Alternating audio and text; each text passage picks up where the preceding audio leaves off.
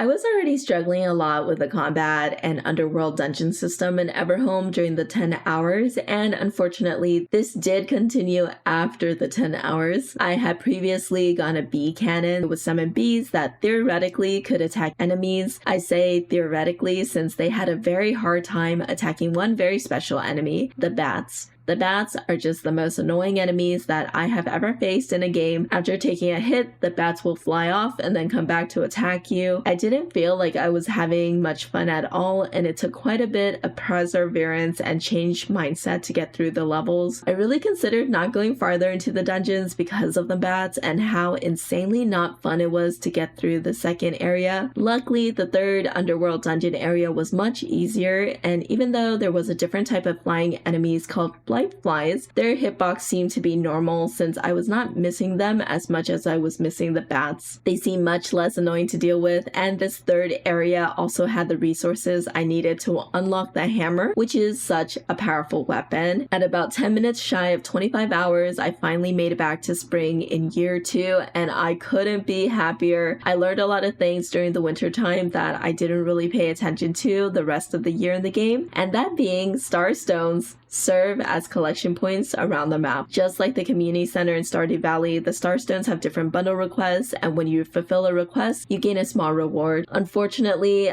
I was not focused on finishing the Starstones during the first year because I thought the story would progress a bit more if I reached the end of the underworld mines. This was not the case, however. I spent about 6 hours of real-time grinding monsters to collect drops so I can complete the Starstones on the 20th floor of each zone because I was expecting something to happen, like the area in the middle of the underworld starting room to open up or something, but absolutely nothing happened when I finished all of the starstones in the underworld besides getting a trinket and a recipe. To say that I was disappointed that I hunted really annoying monsters for 6 hours is quite an understatement, though the rewards I got afterward were insufficient to make up for all of the torture that I had endured. I'm not sure if completing all the starstones outside in addition to the underworld ones will advance the story or give you a big enough reward. At this time though, I cannot say since my year's up, and it'll be up to you to figure that out if you want to play the game. I never really found out what happened to my sisters since I also thought that the main story might also progress if I finished the quest to help the townsfolk with their job board. I managed to finish this quest in the winter time and I got a good chunk of money, but then